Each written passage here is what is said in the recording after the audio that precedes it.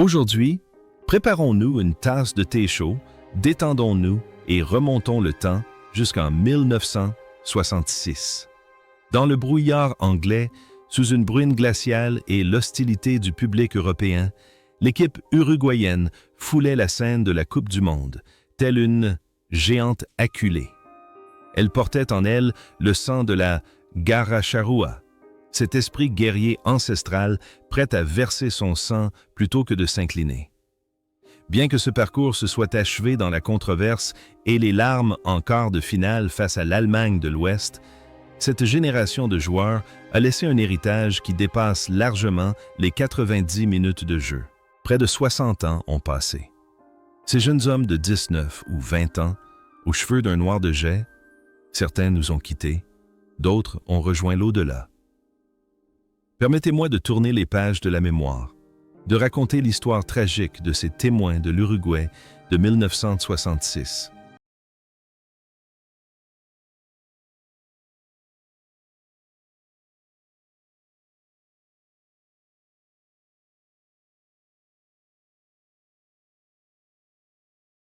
Horacio Trochet, le capitaine de 31 ans, incarnait la flamme la plus ardente et la plus grande tragédie de l'Uruguay durant le tournoi.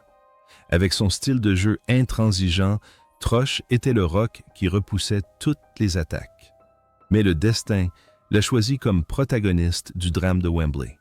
Un carton rouge controversé en quart de finale contre l'Allemagne et une gifle infamante à Uwe Seeler l'ont transformé en paria aux yeux des médias européens. Mais pour le peuple uruguayen, l'image de lui quittant le terrain, la tête haute, était un symbole de résistance à l'injustice. Après cet incident choquant, Troche prit une décision courageuse. Il ne s'enfuit pas. Il s'installa en Allemagne, ce même pays qu'il avait jadis sué, portant le maillot de l'Alemannia Aachen et conquérant le public grâce à son talent exceptionnel. Le destin le mena ensuite au Mexique, où il trouva une seconde patrie. Il y devint entraîneur chevronné, puis homme d'affaires prospère. La vie de Troche au Mexique était haute en couleurs. Il avait ouvert un restaurant de grillades à l'uruguayenne, où il cuisinait et servait lui-même les clients. Il vivait généreusement et joyeusement, toujours prêt à raconter l'histoire de 1966 non pas avec regret, mais avec la fierté d'un homme qui avait osé agir et endurer. De simple boucher, il était devenu le bienveillant Don Horacio, aimé de tous. Le parcours tumultueux du capitaine s'est achevé le 14 juillet 2014. Horacio Troche s'est éteint à Morelia, au Mexique, à l'âge de 23 ans. Il a vécu une vie bien remplie, des affres de la critique aux rivages de la paix. Luis Ubiña, 26 ans, est un véritable roc sur l'aile droite. Doté d'un physique idéal et d'une force herculéenne, il attaque et défend sans relâche. Ubiña est un stoppeur fiable, muselant avec détermination et discipline les ailiers les plus remuants d'Europe. Après le tournoi, Ubiña est devenu le capitaine légendaire du FC Nacional. Son plus grand succès fut la victoire en Coupe du monde des clubs en 1971. Leader franc et direct, il a toujours pris l'initiative de défendre les droits de ses coéquipiers. Après sa retraite, il a présidé l'Association des footballeurs uruguayens, poursuivant son combat pour la justice sociale. Le 17 juillet 2013, Luis Ubiña s'est éteint à l'âge de 73 ans. Sa disparition a été une grande perte pour la famille nationale, laissant derrière elle l'exemple d'un homme intègre et courageux. Julio César Cortés, surnommé El Pocho, est le fin stratège de l'attaque uruguayenne. À 25 ans, il a inscrit le but décisif contre la France, permettant à l'Uruguay de se qualifier pour la phase de groupe. Doté d'une technique remarquable, d'une grande vitesse et d'une vision moderne du jeu, Cortés est capable de débloquer la situation lorsque son équipe est en difficulté. Après la Coupe du Monde, Cortés devint un grand nomade. Il ne resta pas inactif et parcourut les Amériques, jouant en Argentine, au Costa Rica et aux États-Unis. Après avoir raccroché ses crampons, il devint un entraîneur de renom en Amérique centrale, considéré comme le parrain du football guatémaltèque après avoir mené l'équipe à des titres régionaux. Sa vie fut une succession de voyages incessants. Grand conteur, il était un témoin vivant du lien qui unissait le football par-delà les cultures. Bien qu'il vive loin de sa terre natale, son cœur est toujours resté fidèle au maillot de la Céleste. Aujourd'hui, à plus de 80 ans, Julio César Cortés est toujours vivant et en pleine forme.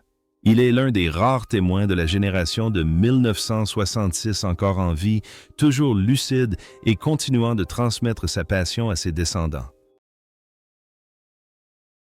Omar Cacho Caetano, 27 ans, incarnait la ténacité et la polyvalence. Il pouvait jouer latéral gauche, défenseur central ou milieu défensif. Lors de la Coupe du Monde 1966, Caetano était un guerrier infatigable, prêt à se jeter dans la mêlée. Son instinct de survie était tel qu'il inspirait la méfiance à ses adversaires. À l'instar de Gonçalves, Caetano est une légende du Peñarol. Il détient un record inégalé, celui du joueur ayant disputé le plus grand nombre de derbys uruguayens, Peñarol contre Nacional. Preuve, s'il en fallait, de son caractère bien trempé. Après avoir connu la gloire, Caetano a choisi la vie d'ermite. Il s'est complètement retiré du monde bruyant du football, menant une vie simple dans sa ville natale.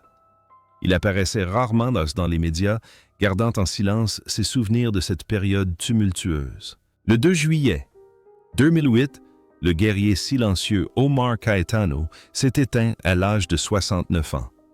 Il est parti paisiblement, sans le bruit de ses exploits sur le terrain, laissant derrière lui un profond respect dans le cœur des supporters.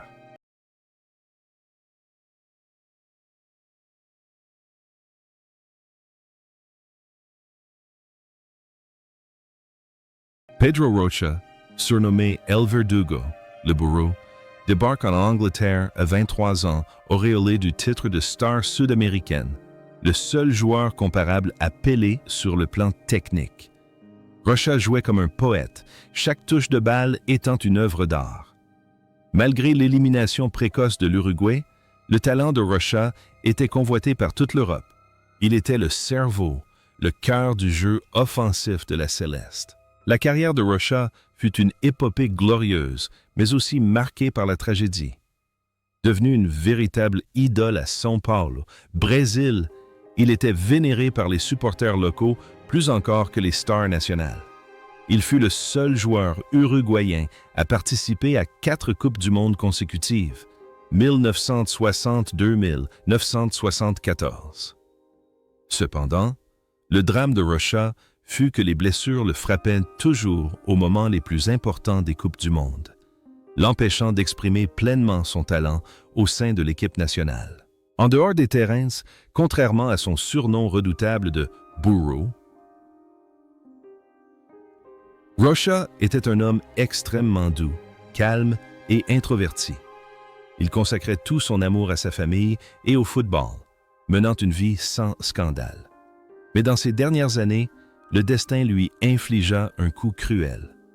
L'atrophie musculaire ventriculaire lui fit progressivement perdre l'usage de ses jambes et la capacité de communiquer. Le 2 décembre 2013, à la veille de son 71e anniversaire, Pedro Rocha s'est éteint à São Paulo, laissant derrière lui un chagrin immense pour le Brésil et l'Uruguay, 2 nations de football passionnées. Le génie a rejoint le paradis, emportant avec lui ses jambes de rêve pour l'éternité.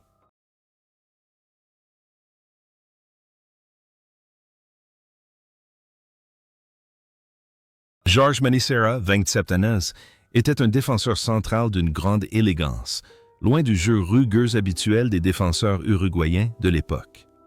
Il jouait avec intelligence, analysait les situations et contrôlait le ballon avec précision plutôt qu'avec force physique. En Angleterre, il formait un duo idéal, adoucissant la rudesse du capitaine Troche. Le talent de Manicera l'amena au Brésil, où il joua pour Flamengo.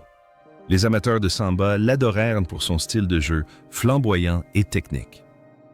Après sa retraite sportive, Manicera choisit une vie de fonctionnaire ordinaire, travaillant et subvenant aux besoins de sa famille.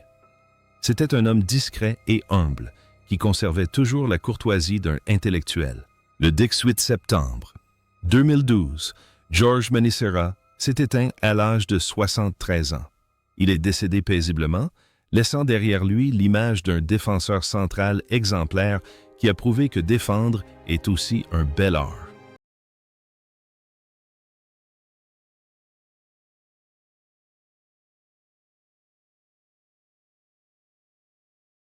Ladislau Mazurkiewicz se dressait, imposant, une figure sombre, froide et autoritaire dans les buts uruguayens cette année-là.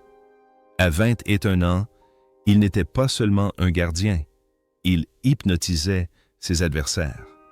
Surnommé El Chiquito, Mazurkiewicz réalisa une saison brillante en Angleterre. Il garda sa cage inviolée face à l'Angleterre, pays hôte, lors du match d'ouverture, frustrant les meilleurs attaquants français. Ses réflexes n'étaient pas précipités, mais le fruit d'une lecture du jeu exceptionnelle.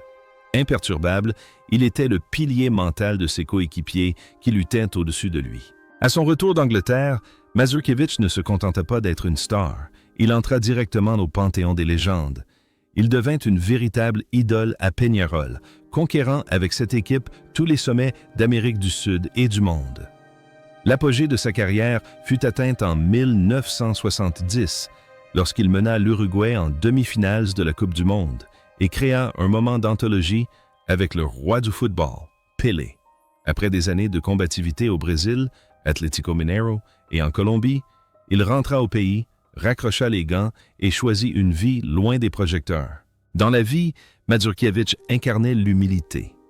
Il n'élevait jamais la voix, ne se vantait jamais de ses exploits.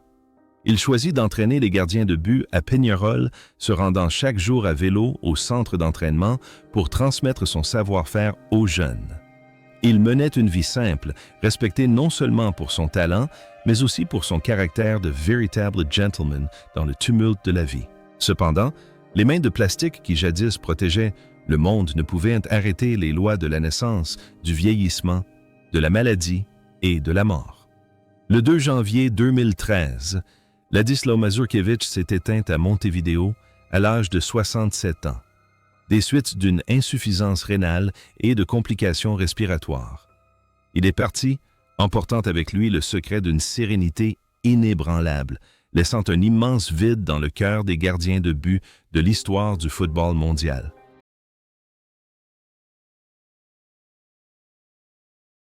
Néstor Tito Gonçalves était l'âme, le poumon de l'équipe.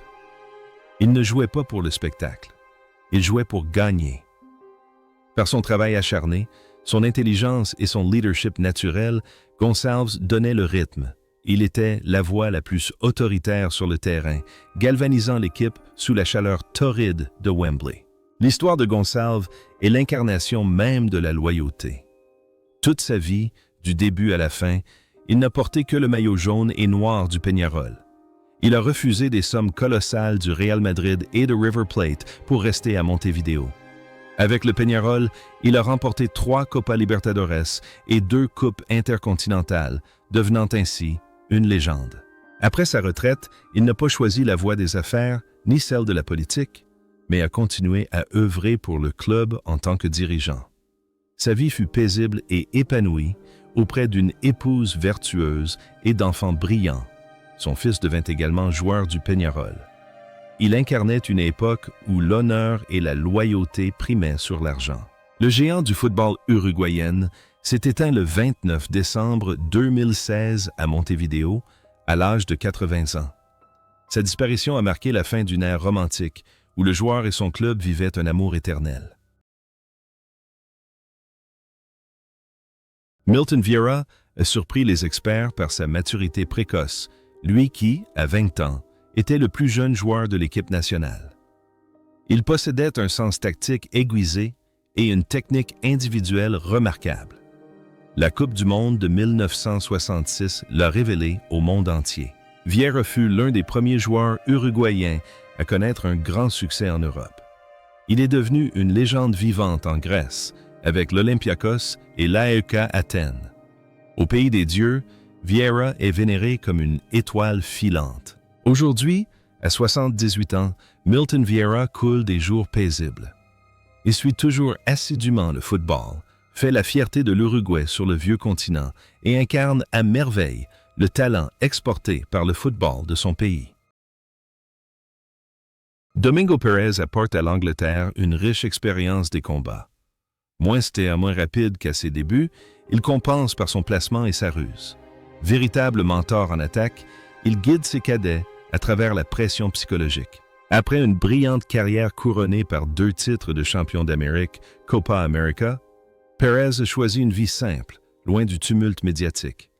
Il a vécu comme un supporter fidèle, toujours au fait des performances de l'équipe nationale. En février 2024, une triste nouvelle est tombée sur les fans.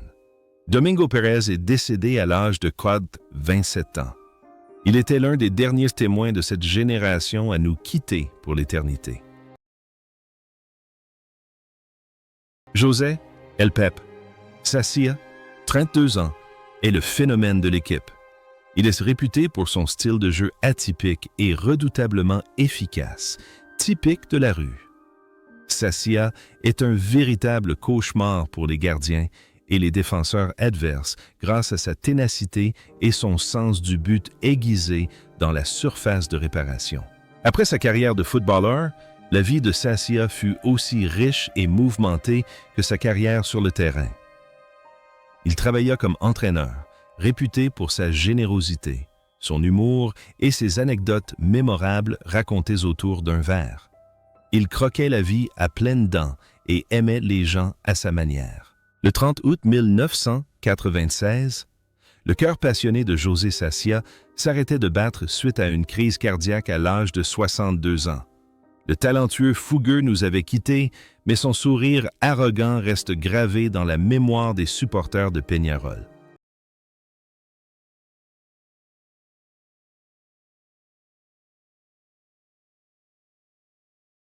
Pablo Forlán est arrivé en Angleterre comme un joueur de réserve.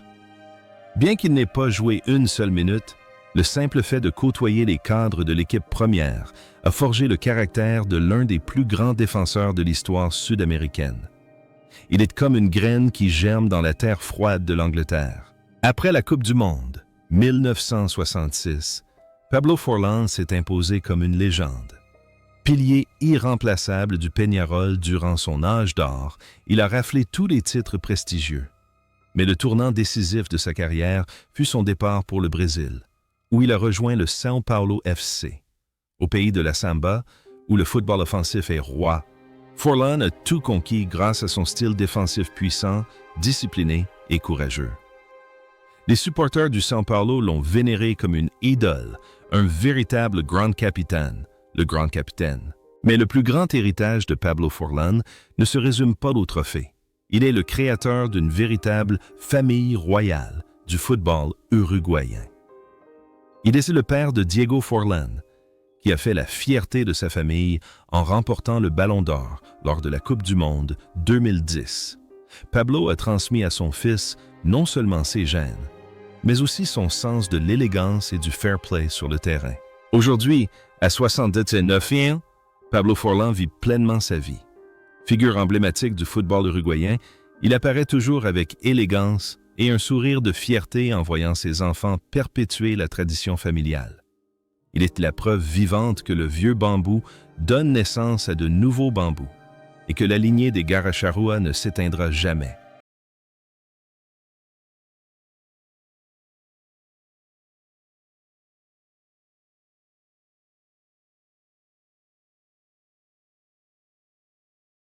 Victor Espargo est arrivé en Angleterre à 21 ans. Le jeune milieu de terrain du National prenait place sur le banc, observant et apprenant de chaque instant. Personne ne se doutait alors que ce jeune homme discret possédait un esprit tactique hors du commun. Il ne se contentait pas de regarder le football, il l'analysait. Si 1966 fut une année charnière, 1970 fut celle de la consécration pour Espargo. 4 ans plus tard, lors de la Coupe du Monde au Mexique, c'est lui qui inscrivit le but décisif contre l'Union soviétique à la 117e minute, qualifiant ainsi l'Uruguay pour les demi-finales. Il passa ensuite sa carrière en club au national, où il remporta sa première Coupe intercontinentale. Après avoir accroché ses crampons, l'intelligence hors pair d'Esparrago a fait de lui un entraîneur de renom en Espagne. Il a mené des équipes modestes comme le Recreativo de Huelva, Cadix ou Albacete à des succès retentissants. Respecté en Liga comme un véritable professeur de football, il a posé les fondements d'un style de jeu rigoureux et scientifique. Il fait le lien entre les cultures footballistiques uruguayennes et espagnoles. Aujourd'hui âgé de 80 ans, Víctor Esparrago coule une retraite paisible, voyageant entre l'Espagne et l'Uruguay. Il apparaît rarement en public, mais ses analyses du football restent d'une grande profondeur et d'une grande pertinence. Un grand esprit repose désormais en paix après une vie entière consacrée à son métier. Emilio Alvarez, surnommé Cococho, 27 ans, était un cas particulier. Défenseur central de classe mondiale, il fut écarté de la Coupe du Monde 1966 pour des raisons tactiques. Mais en tant qu'aîné, Cococho ne se plaignit jamais. Il accepta son rôle de remplaçant avec un professionnalisme exemplaire, apportant un soutien moral précieux à son jeune frère Eliseo et à l'équipe. Si Nestor Gonçalves est l'emblème de Peñarol, Emilio Alvarez est la légende du grand rival, le Nacional. Il détient le record absolu du joueur ayant disputé le plus de matchs dans l'histoire du club, avec plus de 500 rencontres. On le surnommait Monsieur Wembley pour son style de jeu raffiné malgré ses origines sud-américaines. Cococho était réputé pour son style de jeu flamboyant, commettant rarement des fautes. On disait que son short restait propre après chaque match, car il gagnait le ballon grâce à son intelligence de jeu et non à des tacles boueux. Il a mené une vie exemplaire, loyale et fière, véritable idole à Nacional. Le parcours de cet homme s'est toutefois achevé le 22 avril 2010. Emilio Cococho Alvarez s'est éteint à l'âge de 71 ans à Montevideo. Il est parti, emportant avec lui les derniers vestiges d'une époque romantique du football, laissant derrière lui un souvenir inoubliable pour la moitié de Montevideo qui a porté le maillot bleu et blanc.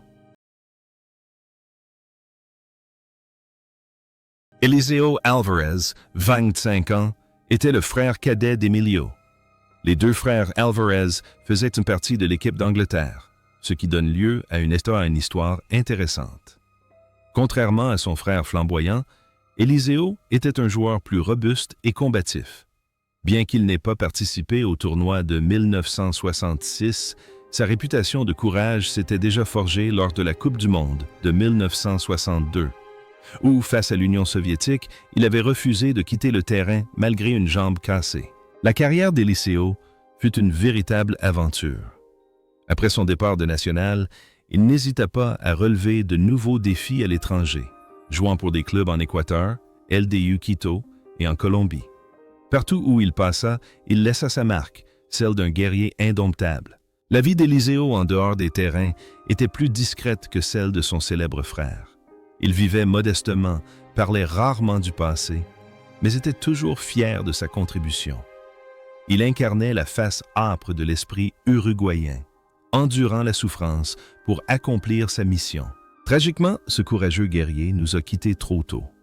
En 1999, Eliseo Alvarez décède subitement à l'âge de 59 ans. Sa disparition bouleverse profondément sa famille et son frère Emilio. Le cadet l'a précédé, laissant derrière lui une histoire fraternelle inachevée et la passion du football qui coule dans les veines de la famille Alvarez.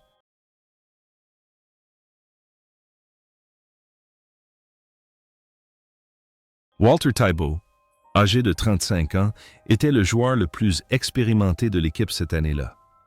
Il était venu en Angleterre non pas pour concurrencer le jeune talent Mazurkiewicz pour le poste de titulaire, mais pour être un mentor, un guide psychologique. La vaste expérience de Taibo s'est avérée un atout précieux dans le vestiaire, aidant les jeunes gardiens à garder leur sang-froid sous une pression terrible. La carrière de Taibo fut singulière et atypique. Légende du Nacional, il rejoignit ensuite, en fin de carrière, le rival historique Peñarol, où il connut également un grand succès, remportant la Copa Libertadores en 1966, sans toutefois disputer la finale. Il joua ensuite pour le Huracan en Argentine, où il fut adulé pour ses réflexes fulgurants malgré sa taille modeste. Après sa retraite, Taibo a vécu une longue vie. Il est devenu une figure emblématique du football uruguayen, témoin de la transition de nombreuses générations. Il parlait toujours de Mazurkiewicz avec la fierté d'un père évoquant son fils, sans jalousie mais avec une grande bienveillance. Le parcours exceptionnel du gardien de but vétéran s'est achevé le 10 janvier 2021. Walter Taibo s'est éteint à l'âge de 89 ans. Il était l'un des derniers de la génération de 1966 à quitter ce monde, mettant ainsi un point final à une vie consacrée aux cages.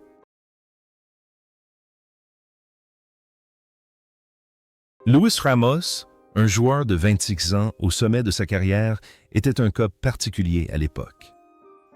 Attaquant de formation doté d'un sens aigu du but, il possédait également une intelligence tactique suffisante pour évoluer en défense lorsque nécessaire. Lors de la Coupe du Monde 1966, bien qu'il n'ait pas foulé la pelouse en raison de la stabilité de l'équipe première, la polyvalence de Ramos était un atout précieux que le staff technique gardait toujours sous le coude. Discret à l'entraînement, il était prêt à prendre le relais en cas de blessure d'un coéquipier. Luis Ramos a passé toute sa carrière au Nacional, l'un des deux géants du football uruguayen. Véritable idole au Grand Parc Central, il était réputé pour son intelligence de jeu et son sens du but exceptionnel. Il a combattu avec le Nacional lors de nombreuses Copa Libertadores acharnées, s'imposant comme un joueur dévoué qui a toujours fait passer l'intérêt collectif avant son ego. Mais le plus grand héritage de Luis Ramos pour le football uruguayen ne se limite pas à ses propres buts. Il est un père qui a semé et nourri une génération de jeunes talents. Ses deux fils, Luis Eduardo Ramos et surtout Leonardo Ramos, ancien international, aujourd'hui entraîneur renommé en Uruguay, ont tous deux suivi ses traces. Il leur a transmis non seulement son don pour le football, mais aussi son humilité, son goût du travail et sa persévérance. Durant ces dernières années, Luis Ramos a vécu paisiblement, heureux de voir ses enfants réussir sur le banc de touche. Cependant, le 14 mars 2021, en pleine pandémie, le cœur de Luis Ramos a cessé de battre à l'âge de 81 ans, des suites de problèmes de santé.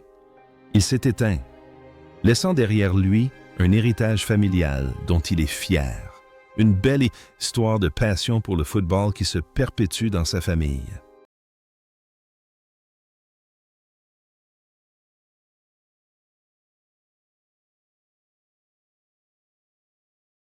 Sosa, à 31 ans, est un gardien expérimenté qui a connu la gloire comme la déception. Accepter d'être la doublure de son jeune coéquipier de 21 ans n'est pas un recul, mais un sacrifice admirable de la part d'un aîné. Sosa est là pour épauler, encourager et partager le fardeau psychologique de Spider-Man Mazurkiewicz. Roberto Sosa est une légende du Nacional. Dans les années 60, il était le gardien le plus fiable, celui qui protégeait les cages du Nacional lors des matchs classiques contre le Santos de Pelé ou le Peñarol de Mazurkiewicz. Il était réputé pour sa maîtrise du ballon, ses entrées et sorties réfléchies, et surtout pour son sens du commandement. Il ne s'envolait pas dans des gestes fantaisistes, mais contrôlait le ballon avec intelligence et expérience. Après sa retraite, Sosa a choisi une vie très simple. Il n'a pas poursuivi de carrière d'entraîneur professionnel, mais est redevenu un simple citoyen passionné de football. On le voyait souvent dans les tribunes du stade, encourageant son ancienne équipe avec émotion. Il incarnait les valeurs d'antan, jouer avec passion et vivre avec honneur. Le 27 juin 2008, l'ancien gardien de but Roberto Sosa s'éteignait à Montevideo à l'âge de 73 ans. Il décédait la même année que son coéquipier Omar Caetano, comme si de vieux amis s'étaient donné rendez-vous pour rejoindre l'éternité ensemble. Sa disparition plongeait les supporters du Nacional dans le deuil, pleurant la perte d'un gardien dévoué qui avait passé sa jeunesse à préserver les cages inviolées de son équipe bien-aimée.